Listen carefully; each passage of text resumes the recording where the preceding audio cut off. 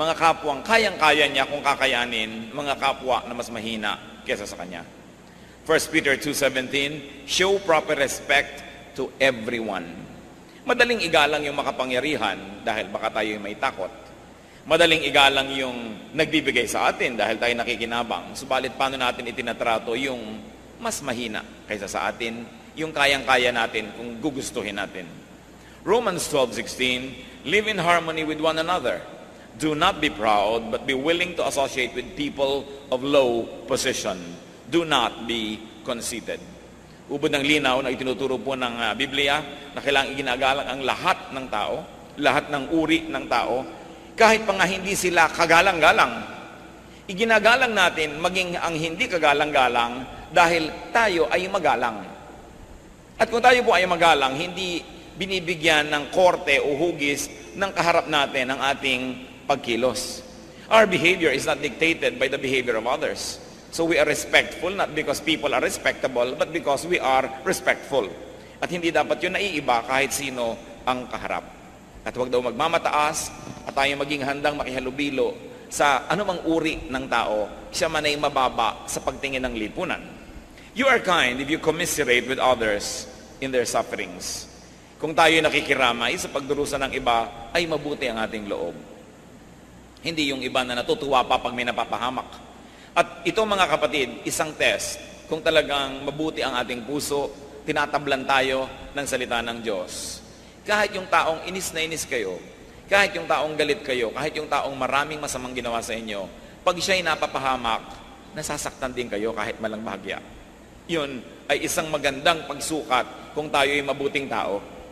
Pero kung tuwang-tuwa ka at may napapahamak dahil galit ka sa kanya, nasaan ang pag-ibig ni Kristo? Sabi, kung kayo ay magiging mga anak ng Diyos, dapat ay mahigitan ninyo ang mga hindi nananampalataya. At yung mga hindi mananampalataya, mabait sa kanila at masama sa kanila. Pero dahil ikaw ay anak ng Diyos, nakukuha mong maging mabuti kaysa sa hindi mabuti sa iyo. Kahit sa ganung mga tao. At ito po magandang test. Kung meron tayong lihim na ligaya, pagka ang mga tao ay nagdurusa, nabibigo, napapahamak, meron tayong dapat na ayusin sa ating sarili, sapagkat ang tinatahanan ng Espiritu ng Diyos ay nalulungkot din kung napapahamak maski ang ating mga kaaway o ang umaaway sa atin. At sa pakikiramay po, there are different levels. It can be intellectual, it can be emotional, but very importantly, it must be physical, that you really get involved with the troubles of other people.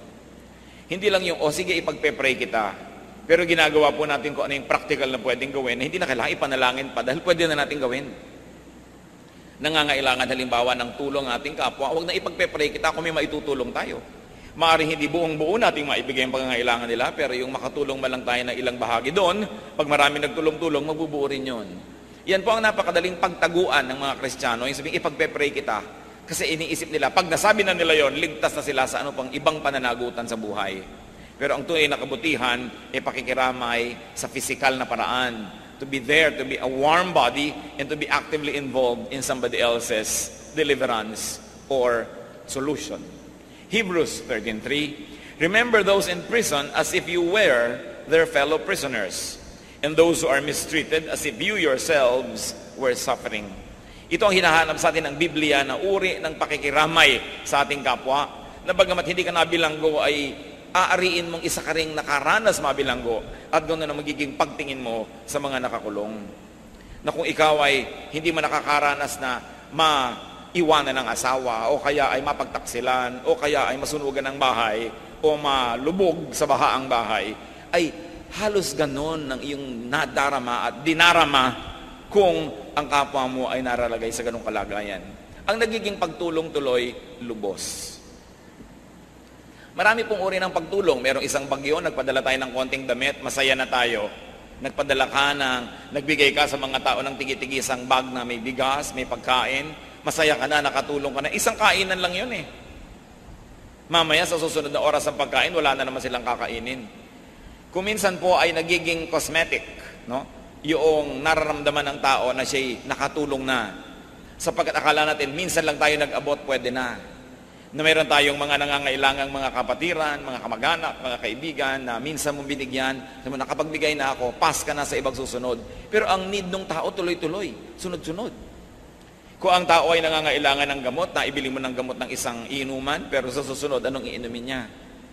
Ang tunay po na may makagandahang loob, lubos ang pagdamay. Hindi na siya naglilibang-libangan at nag-aaliw-aliwan na nakatulong siya ng konti, pinalalaki na niya para huwag na siya mag-guilty pa sa kanyang paglimot sa darating na mga araw. Kaya alalahanin ng tao na para bang iyon mismo ang ating nararanasan. Yun ang nais ng Diyos sa makita sa kanyang mga anak. Ang tunay na mabuting tao naman ay nakikigalak, hindi lang nakikiramay. Kung dapat namang makigalak, makigalak. Nagtagumpay siya, naging honor graduate ang kanyang anak, makigalak. Hindi yung babaliwalain natin yung mga accomplishments ng ating kapwa. Ito po isang uri ng katigasan ng puso. Na merong naging magandang bahay ang iyong kapitbahay o kamag-anak, hindi mo man lang dalawin na sabihin, wow, ang ganda, parang ini-ignore mo lang. At kumisan maging sa mga Christian, may mga ganyan, nagkakainggitan. Nagpatayo ng church yung isang kongregasyon, yung kabilang kongregasyon, hindi pa nakakapagpatayo, ini-ignore. Binabaliwala. At sasabihin pa, materialistic kasi sila. Wala silang alam kundi magpatayo ng building, ang yabang-yabang kasi nila. Nilalait pa nila yung na-accomplish ng kanilang kapatid. At kung minsan pupunta ka sa church ang ganda-ganda, worldly naman ang mga tao dito, kaya maganda eh. Yung bang, inggit ka kasi, no? At yan ay dapat tayo natutuwa, mga kapatiran natin, ibang churches, may magagandang churches. Salamat! Maganda, mabuti. Hindi yung hahanap ka ng kapintasan para lang libangin mo ang iyong sarili dahil iinggit ka pala. So, ang tunay na kagandahang loob, hindi lang nakikiramay sa kalungkutan, nakikigalak din sa kasiyahan ng kanyang kapwa, lalot kapatid sa Panginoon. Romans 12:15, rejoice with those who rejoice, mourn with those who mourn. Kailangan tayo nakikipagsaya sa mga nagsasaya, tayo namin nakikipagluksa sa mga nagluluksa. Do not trivialize people's achievements. Napagod na pagod yung kumare mo, kakukwento kung gaano kagaling sa eskwela yung kanyang anak, pinipilit mo na ang pag-usapan ay recipe, iba ka ng iba kasi yung anak mo hindi honor student. Kailangan, ina-appreciate mo yun kasi kagandahang loob ng Diyos yun na nadarama nila. At siguradong sa iyo naman ay may ibang kagandahang loob ang Diyos, ibang uri, ibang hugis, na maaaring hindi mo lang nakikita agad. Do not trivialize people's sorrow. Ito po ang isa sa mga pinaka-careless na ginagawa ng tao. Yung may lungkot na lungkot, sasabihin mo, I know how you feel. You don't know. Don't presume. And never tell people, oo, naranasan ko na yan, lilipas din yan. Parang binabaliwala mo yung kanyang kalungkutan. Kabiyuda-biyuda lang niya, kamamatay-matay lang nung asawa at iiyak-iyak mo. Makakalimutan mo rin yan. Ako nga, nakalimutan ko na rin. Nabiyuda na nga rin ako maraming beses. Parang binabaliwala mo yung nararanasan niya at the moment. You know what is reality, brothers and sisters? Reality is what everyone experiences. That is reality. Kung natatakot ang isang tao sa ipis, at ikaw naman kayang-kaya mong pagdudurugin ang sakong mo yung ipis, huwag mo sabihin, huwag kang matakot, ipis lang yan. Natatakot siya, yun ang realidad niya. Huwag mong i-impose sa kanya yung realidad mo. May mga tao na hihirapan ng loob pag umuupo sa likod ng kotse na dalawa lang ang pinto at wala siyang pinto kasi claustrophobic siya. Sabi mo, huwag kang maarte, umupo ka dyan. Isa nahihirapan ng loob niya. A person's reality is her reality. At dapat nating iginagalang yun na huwag kang matakot, baliwala yan. Yung nalulula siya sa aeroplano, pumikit ka, baliwala yan, arte-arte mo naman. Kasi pasalamat ka sa Diyos, hindi ka nalulula. Pero kung siya ay nalulula, realidad niya yon. And kindness, brothers and sisters, is not to trivialize people's worries. Huwag niyong mamaliitin ang minamalaki ng inyong kapwa. Kung minsan sa mag-asawa, ganyan din yun eh. Yung tuwing anniversary, hindi mo na naalalang batiin, sama-sama na ng loob. Yung anniversary lang eh, ano ba yan? Ginaganon mo, mahalaga sa kanya eh. At kung pinapahalagahan mo siya, pahahalagahan mo yung pinapahalagahan niya. Yan ang tunay na kabaitan. And of course, you are kind if you are helpful. Because kindness is not an idea. Kindness is not a noun. It should be a verb. Although technically, noun yan sa dictionary. Pero dapat yan, action. 1 Timothy 6:18, be generous and willing to share. So to share, and also to share in people's burdens and sufferings. You are kind, brother and sister, if you give to people. If you give more than you take from people, if you give as you take from people.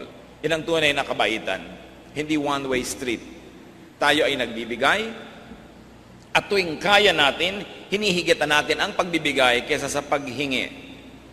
Hinihigitan natin ang paglalabas kaysa pagkuha. Yan ang tunay na kabaitan. Hindi na mabubuti ka lang doon sa makapangyarihan, sa mayaman, kasi may mapapala ka sa kanya.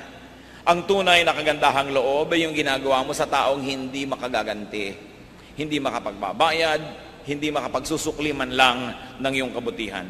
Luke 14:12-14.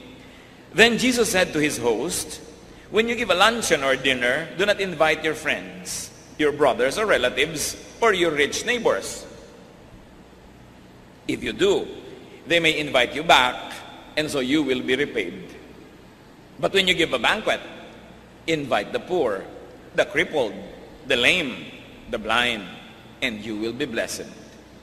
Although they cannot repay you, you will be repaid at the resurrection of the righteous. Mula sa bibig ng Panginoong Jesus, sabi, kung kayo ay magbo-blow out, kung kayo ay magbibigay ng magandang piging, magpapakain, huwag niyong imbitahin ang mga kamag-anak niyo, mga mayayaman niyong kaibigan at kapitbahay, kasi iimbitahin din nila kayo, masusuklian kayo. Gusto niyo maging mabuti, maghanda kayo at pakainin ninyo ang mga kapuspalad, ang mga may sakit, ang mga kawawa. At di man kayo masuklian, kayo gagantimpalaan pagdating ng araw. Yan ang sinasabi ng Panginoong Jesus. Ngayon siguro, dahil marami naman sa atin, gusto natin talaga mag-party na nandiyan ang mga kaibigan natin at mga kamag-anak, gawin yung dalawa. Meron kayong para sa mga mahihirap, mga hindi nyo kakilala, kahit man lang mga lunch pack, ipamigay nyo sa mga kalsadang maraming mga natutulog na hindi kumakain. At kasama nun, nagpa-party rin kayo sa bahay ninyo. Hindi na siguro masama yun para gawin ninyong adjustment. Pero huwag lang para sa sarili, huwag lang para sa mga mahal sa buhay, huwag lang para sa mga karapat-dapat. Kasi ang tunay na diwa ng Kristyanismo ay pagiging mabuti sa hindi karapat-dapat. Bakit? Sapagkat ang Diyos ay mabuti sa atin, bagamat hindi tayo karapat-dapat. Yun ang pinakamodelo ng kabutihan. Hindi lang pagiging mabuti sa mabuti, kundi pagiging mabuti sa hindi karapat-dapat gawa ng mabuti. Salamat na lang, ganoon ang prinsipyo ng Diyos dahil tayo ang unang nakikinabang sa ganung prinsipyo sapagkat hindi tayo karapat-dapat sa kabutihan ng Diyos. Hindi tayo karapat-dapat na imbitahan ng Panginoon na dumulog sa kanyang hapagkainan.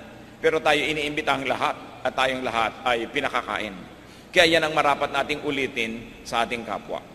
Kahit malang simpleng-simple, pamilya kayong kumain sa isang restaurant.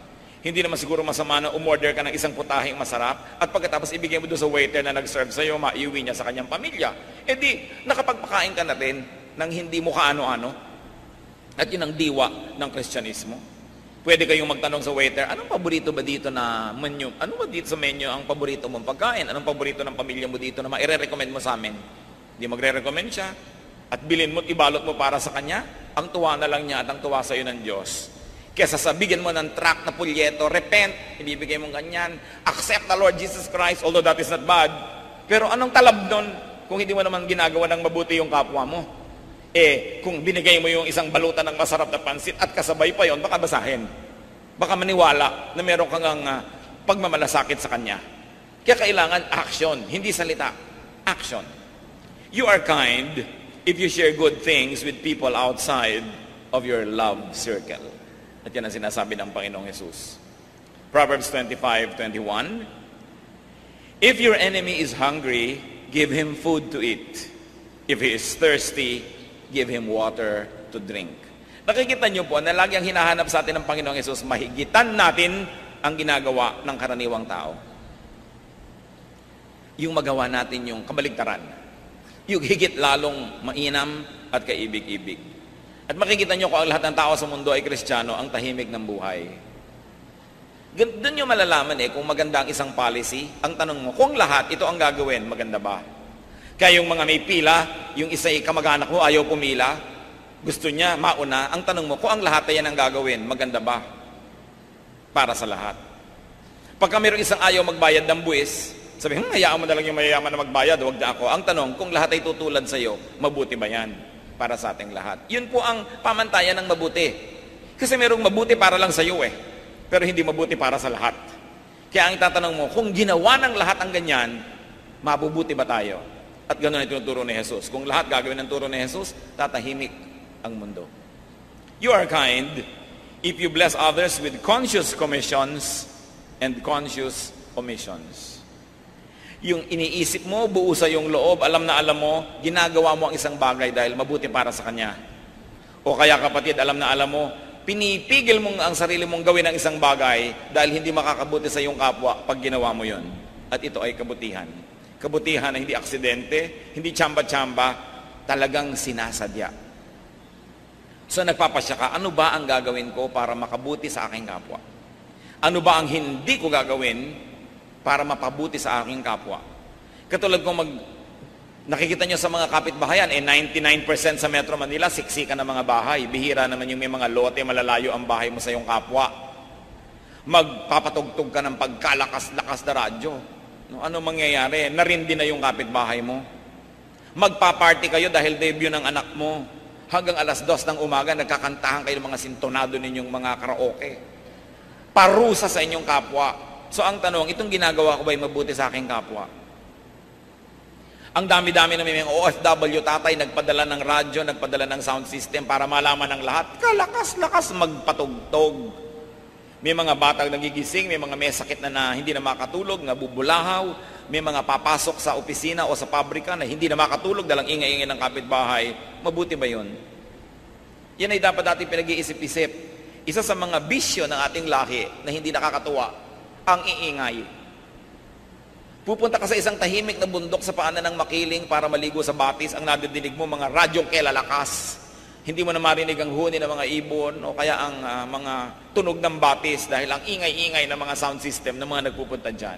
Mabuti ba yan sa ating kapwa o hindi? So what do we commit and what do we omit? That is important when it comes to treating others as you would like to be treated. Kaya sabi sa Luke 6:31, do to others as you would have them do to you. Kung ano ang nais mong gawin ng iyong kapwa sa iyo, yun lang ang gawin mo sa kanya. Romans 14:13, make up your mind not to put any stumbling block or obstacle in your brother's way. Nakikita niyo po, conscious ito.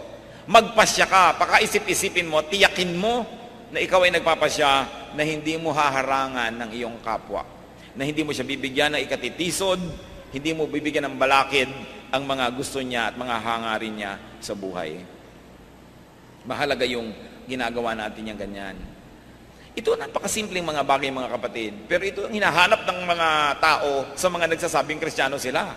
At kadalasan, walang kapangyarihan ng ating pag-share sa kanila ng mga salita ng Diyos dahil hindi naman tayo kakitaan ng ganito mga simpleng bagay na dapat sana ay bunga ng tunay na tinatablan ng salita ng Diyos.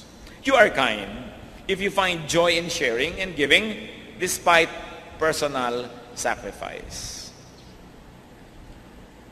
Nagsasakripisyo kayo. Tiniis nyo hindi bilhin ang gusto nyong bilhin dahil kailangan ng kapatid nyo yung pera. Tiniis ninyo na hindi gawin ang nais nyong gawin dahil may nangangailangan ng inyong panahon, ng inyong oras.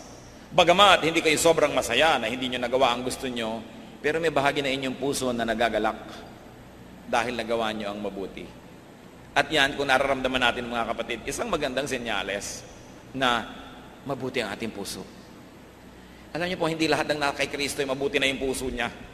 Kailangan niya laging inaayos, araw-araw, linggo-linggo, buwan-buwan, taon-taon, so that we are changed from glory to glory. Huwag tayong makontento sa antas, sa taas ng ating espiritualidad sa anumang panahon. Dapat lagi yan umaasenso because room for improvement is the biggest room in the world. At ang tunay na anak ng Diyos hindi nabobonsai sa isang maliit na platito. Kailangan siya nag-uugat, namumunga, lumalaki, namumulaklak, humahalimuyak, at nagkakaroon ng napakarami niya mga dahon.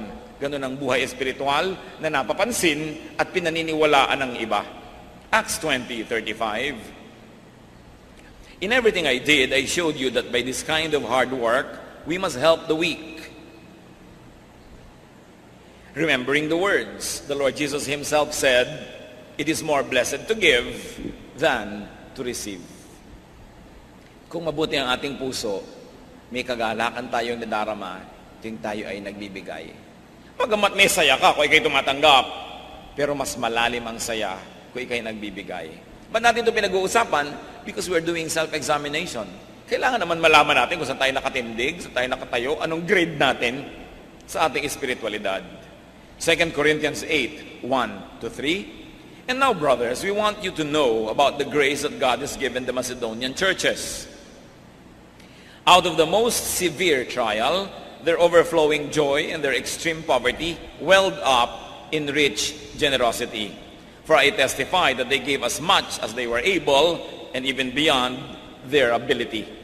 Sino po ang pinupuri dito? Yung Macedonian Church, na bagamat napakaraming mga hikahos na miyembro, at yung church ay hindi mo matatawag na isang mayaman na church, pero sa pagbibigay sa ibang churches, sa pangangailangan ng ibang kapatiran sa ibang lugar, ay hindi sila napadadaig kanino man. At kahit na sa kanilang kasalatan, sila po ay nakukuha nila na magbigay pa sa pangangailangan ng iba. At hanggang ngayon, pinag-uusapan natin yung mga Macedonians na ito, na isang patunay na nagkaroon ng pagbabago ang kanilang kalooban, na bagamat sila may pangangailangan, di nila tinatalikuran ng pananagutan na maging matulungin sa kapwa. Alam niyo po, yung kasalatan, hindi yan excuse para hindi ka tumulong. Kung minsan nga, baka kaya ka nananatiling salat, mahirap, kapos, kasi makunat ka. Kasi ayaw mo magbigay. Siyempre, hindi ka nagtatanim, paano ka aani? Napakasimple naman ng mechanics niyan eh. Kung ano itinanim, inaani. Hindi ka nagtanim, anong aanihin mo sa buhay? Kaya pag itinuturo ito, katulad ng mga taong si Pablo, alam na alam niya yung magiging bunga kung bukas ang ating kapalad at tayo mapagbigay sa ating kapwa kahit tayo ay hindi mayaman. Kahit mga tayo ay may mga kagipitan. Hindi yan excuse. Nobody is excused from being good, from being kind, and being supportive of the work of the Lord. Dahil sana nagbibigay ka sa Satanas, lugi ka. Nagbibigay ka kung kanino lang. Pero kung nagbibigay ka sa Panginoon, sa kanyang mga anak, na inaari ng Diyos, kung ano man ang ginawa sa kanyang mga anak, ginawa sa kanya, paano ka malulugi? It's a very simple secret of prosperity to always be giving. You are kind if you do not exploit nor take advantage of people's weaknesses.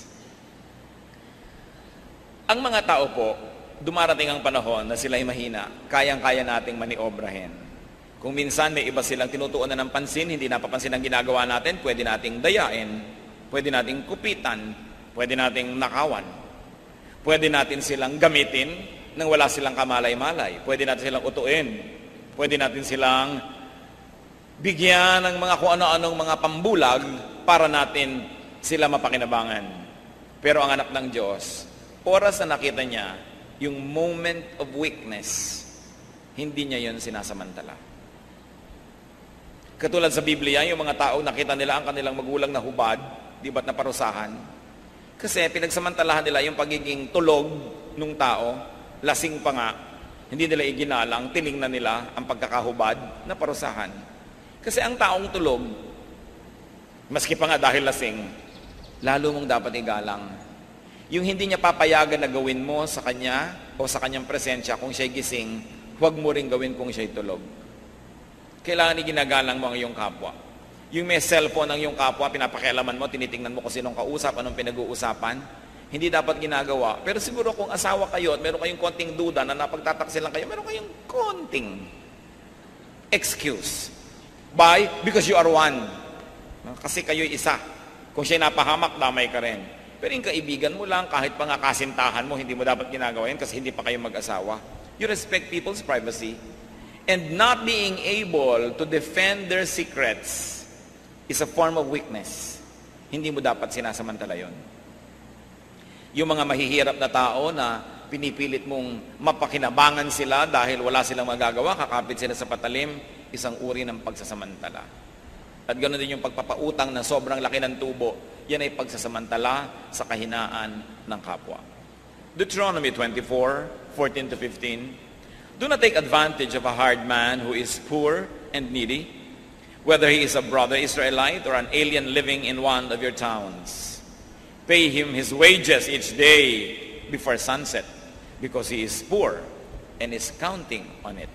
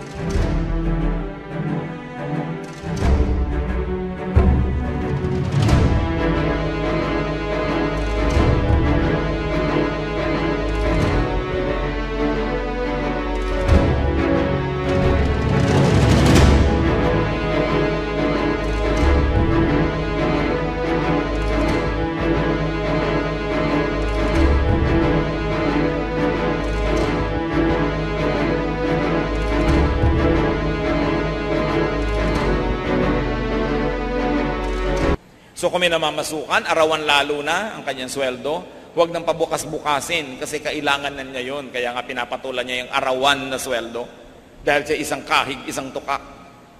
Hindi na alam ng mga kabataan niya isang kahig, isang tuka kasi ang manok na nakikita nila nasa freezer na lang ng mga supermarket. Pero yung manok kakahig sa lupa, hahanap ng bulate o hahanap ng buto, isang kahig, isang tuka, isang kahig, isang tuka. At maraming ganun tao. Magtatrabaho ngayong araw para kumain ngayong araw na to. Wala silang savings para bukas, ibang trabaho na naman bukas. At sa 10 milyon na OFW, mga kapatid, sinong Pilipino ang walang kamag-anak na namamasukan sa mga banyaga, ibang kultura, ibang batas, ibang relihiyon, ibang lugar? At karamihan dyan, naaabuso sila. Lalong-lalo na tayong may mga kamag-anak na OFW, lalong-lalong hindi tayo dapat maging mata pobre. Kasi yung mga kamag-anak natin, kadalasan abroad, sila yung minamata.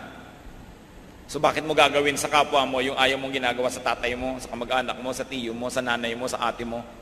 Kinakawa-kawawa. Yung pinagtatawanan mo yung mga baduy, pinagtatawanan mo yung mga pangit ang mga suot, ganun din ang ginagawa ng mga nasa abroad sa maraming mga Pilipinan na domestic helper. No? Ng mga amo nilang Arabo na sinasampal-sampal sila ng plantsyang mainit. Diba? Kung ikaw lalo na may tatay na OFW, dapat napaka-polite mo sa mga chopper ng taxi, sa mga driver ng kung sino-sino, dahil baka driver yung tatay mo abroad. No? Lalong hindi ka dapat maging mapagmataas. Higit kanino man ang lahi natin dapat ang mapagpakumbaba. Dahil tayo ang nakakaranas ng inaapi Alam mo dapat ang nararamdaman nun. Kaya dapat walang Pilipinong mapangapi. Pero naku, marami mga OFW families, kaya yabang. Kahit baba ng kisame ng kanilang bungalow, meron pang chandelier na kakaumpog-umpog tuloy. Yung arte-arte, ang yabang-yabang pag mga nasa eskwelahan, ang mga telepono, ang mga cellphone, ang mga ayos, samantalang ang tinitiis na hirap ng kanilang mga kamag-anak na nagpapadala ng pera. Kung merong lahi na dapat mababang loob tayong unang-una, dahil alam natin ang ibig sabihin ng kabiguan, alam natin ang ibig sabihin ng kahirapan, ng kasalatan, ng maapi, ng malagay sa panganib ng walang kalaban-laban. Kaya dapat yung kabutihang loob na yan atin unang-unang nakikita. Dahil hindi na kailangan ipaliwanag, naiintindihan natin yan sa ating mga pang-araw-araw na karanasan. Proverbs 22:22, do not exploit the poor because they are poor, and do not crush the needy in court. Wala nang ang laban, kakawawain mo pa. Lalo ang mga bata, inosente yung mga yan, hindi nila alam ang buhay, hindi dapat pinagsasamantalahan ang kanilang innocence. Lalo na ang mga may sakit, na kuminsan, yung may mga kapansanan, lagi yung mga pinagtatawanan sa mga programa sa TV, ginagawang comedy, ang kanilang mga paghihirap ng loob at hirap ng katawan. Hindi tayo dapat nakikitawa sa ganong mga kabaliwan. Kung nanonood kayo ng TV, nakita yung pinagtatawanan ng mga ngongo, pinagtatawanan yung paralitiko, pinagtatawanan yung bulag. Hindi ka dapat kasama sa natatawa doon. Kung ikaw ay nananalig sa kabutihan ng Diyos. Ang ginawa ni Jesus sa mga ini, tinulungan. Hindi sila pinagtawanan, hindi sila ginawang object of derision or object of comedy. Kaya kailangan yung puso na tetest. Doon mga kapatid nagkakatalo ang tunay na Kristiyano o hindi. Hindi sa laki ng Biblia, hindi sa galing mong makipagtalo, hindi sa pang-araw-araw mong kilos sa buhay. People may not read the Bible, but they read your actions, and your actions speak louder than words. You know that you are kind if behind your back, people say that you are and call you kind. Yun ang pinakamagandang test. Kung sa inyong absence, pinupuri kayo ng tao, tinatawag kayong mabait, mabuti, mabuti nga kayo. Dahil tao naman ang makakaalam niyan. Kasi kung minsan, meron tayong ilusyon tungkol sa ating sarili, akala natin tayong mabait.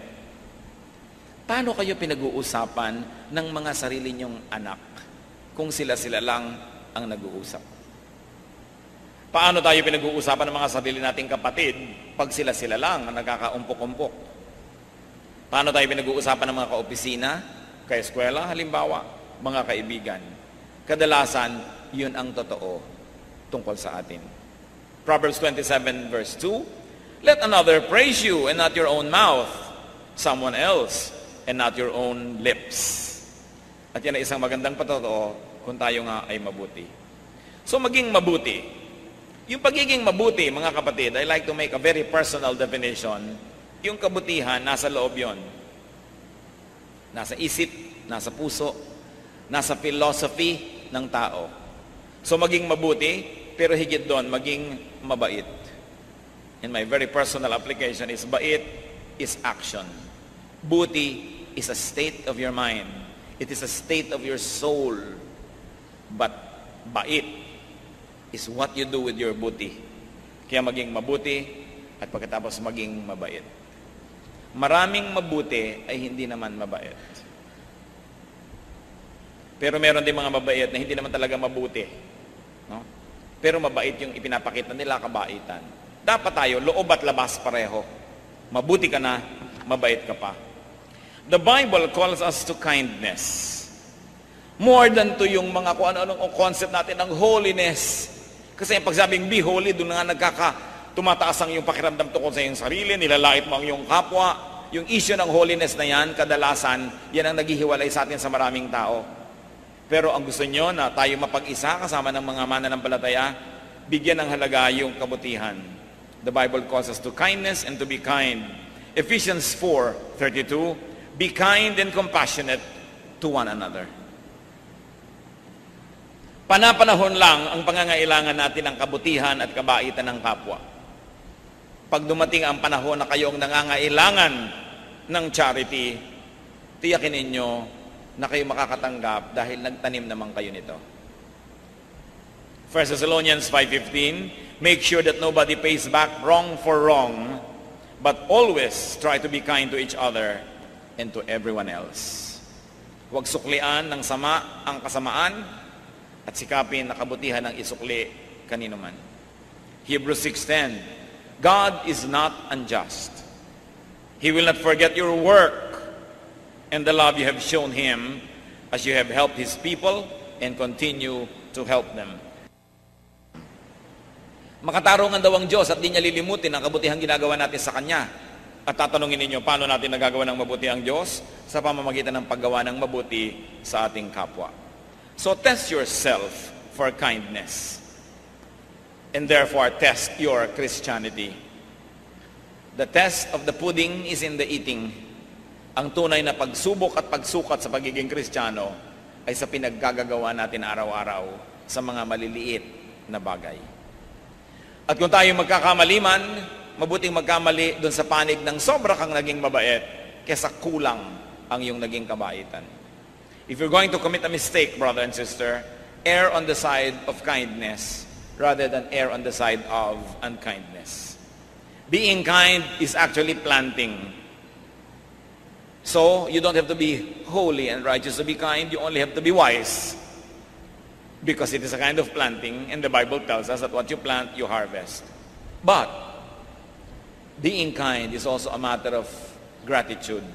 Because it is our best way to repay God. Nasusuklian lang natin ang kabutihan ng Diyos sa pamamagitan ng buting ginagawa natin sa ating kapwa dahil hindi kailangan ng Diyos ang ating kabutihan. Hindi niya kailangan ng ating tulong.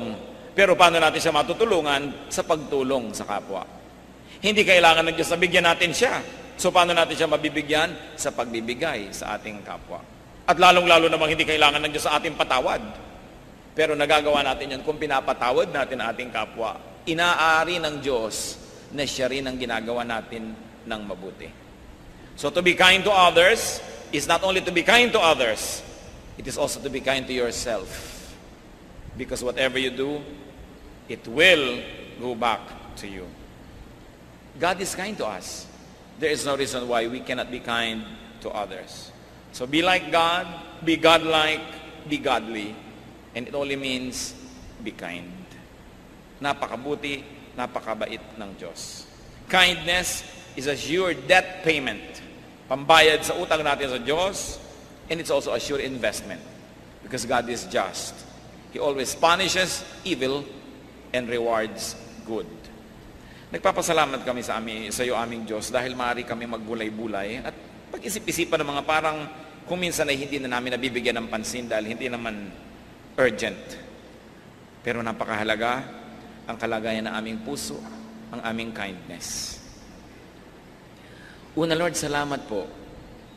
Salamat sa pagbibigay niyo ng mga taong mabuti sa amin. Salamat, O Diyos, dahil pwede kaming magkaroon ng self-examination. Maaari naming suriin ang aming sarili sa liwanag ng iyong salita. Turuan mo kami, Lord, na hindi lang maging mabait at mabuti, kundi payagan din namin ang aming kapwa na maging mabait at mabuti sa amin. Payagan din namin ang aming kapwa na maging mabait at mabuti sa ibang tao. Kung may pinipigil kami ng mga taong malapit sa amin, pinipigil namin maging mabuti sila sa iba. Turuan mo kami, Lord, na huwag maging hadlang sa paggawa ng kabutihan ng aming kapwa. Huwag din kami maging hadlang upang tumanggap ng kabutihan ng iba sa aming paligid. Siyasatin niyo ang aming puso, Panginoon, na maging totoo sa aming pang-araw-araw na buhay ang lahat ng magagandang salitang aming pinag-aaralan na dirinig